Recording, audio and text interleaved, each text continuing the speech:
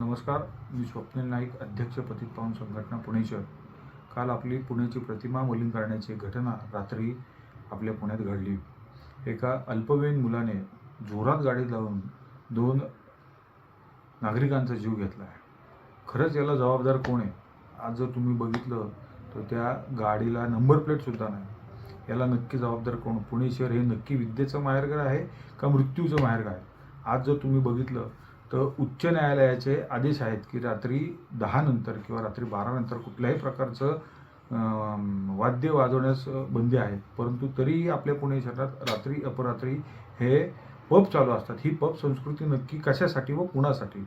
आज जर तुम्ही बघितलं 18 वर्षाच्या आतील मुलं ही अद्यधुंद अवस्थेत, अर्धनग्न अवस्थेत तिथून बाहेर पडतात पहाटेच्या वेळी आणि असे अपघात घडतात. याला नक्की जबाबदार कोण आहे?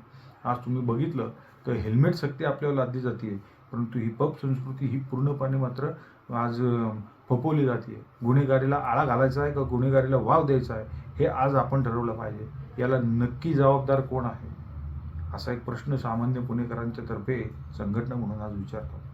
याला आणखीन एक महत्त्वाचा विषय म्हणजे असा की ही पब संस्कृती अगोदर जर तुम्ही बघितलं तर रात्री 10-11च्या आत बंद व्हायची, पण रात्री आज जर बघितलं तर पहाटे 6-6, 7-7 वाजेपर्यंत चालू असते.